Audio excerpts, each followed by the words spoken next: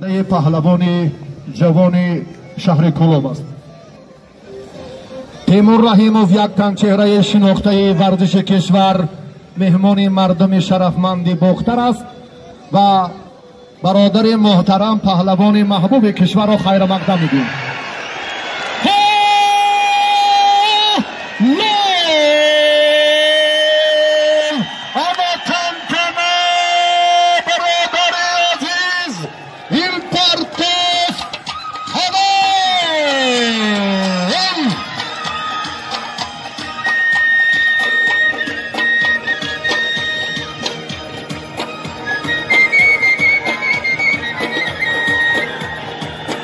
در نیروسنجی که خیلی هم جالب و عالی بود، ابتدا حرکت را اسرائیل شروع کرد، اما در به دست آوردن عکسی عمل پهلوان شهر کلوب غالب آمد. دلشازاده علی بک داوری درجه جمهوریابی است. سرداور و هیئت داوران همه این نظر سنجی ها را دقیقاً حلال بیان کردم. آفرین.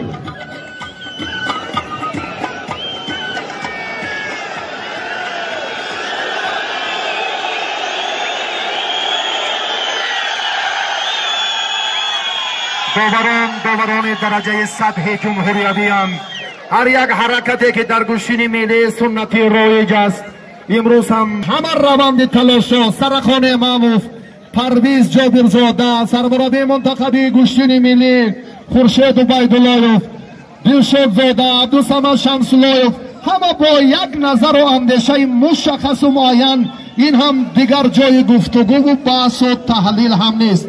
سلامتی میخواهیم با اسرائیل در میمده، باز هم کامیابی های بیشتر رو برایش تمنا داریم. باز هم دستان در کاران $200 امریکایی، یک قالین 4x6 برای هنرنمایی جالب این ورزشگر تحفه تأسیس کرده تقدیم گردید. دیگر به همه شما برای کامیابی. سلامت باش اسرائیل، جوان مرد است. این هم دستفشوری فتوه در میدان یگان جای شبهه نیست. مورد دیده اسرائیل خود هم تصدیق این گفته ها را ثابت میکند. برای کامیابی برایتان.